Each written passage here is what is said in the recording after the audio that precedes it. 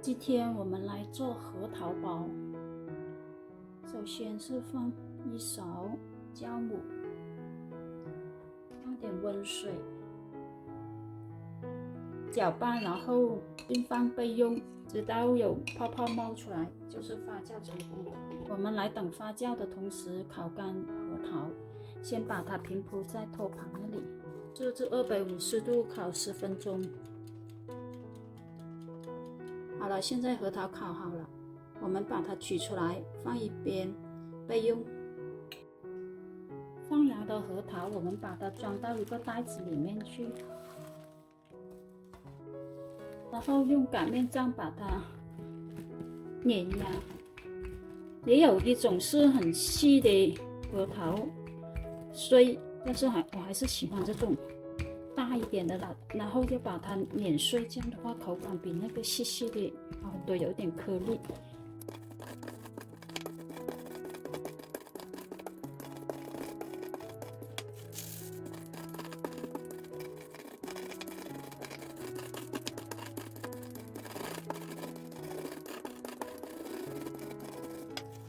这样就可了，有点粗颗粒，口感更好。再加点炒熟的芝麻，白芝麻、黑芝麻都可以。加了点白芝麻，加点勺进去，倒入碗中备用。然后放几大勺蜜糖进去，吃的甜的话就放多点。放了4大勺进去，把它搅拌一下，一点水都不需要放。搅拌好了，我们就放点巧克力屑进去，这样的话核桃包子更加香甜。这样就可以了。我的比例就是1勺发酵粉，2杯面粉，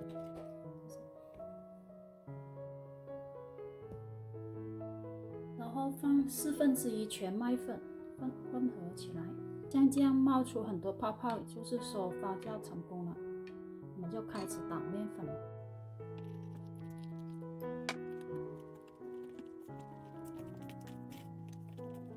搅拌成面糊状就可以用手来揉搓。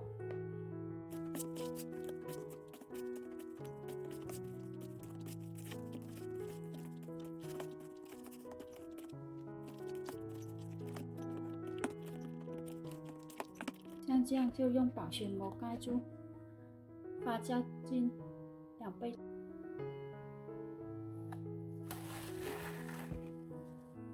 2次发酵后，这个面团变成是这样，我们现在可以来包包子了。面团一分为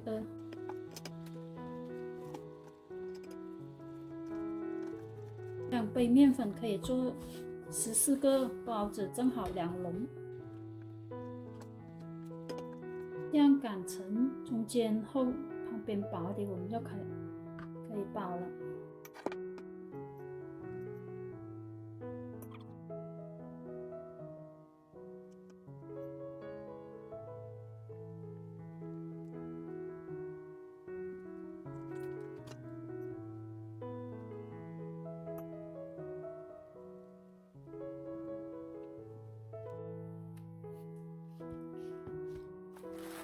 蒸炉上垫上咖啡滤纸，我们把它摆进去，正好摆了7个。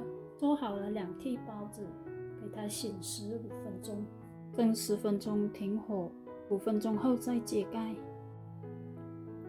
把它扒开，里面是这样的，很香很甜。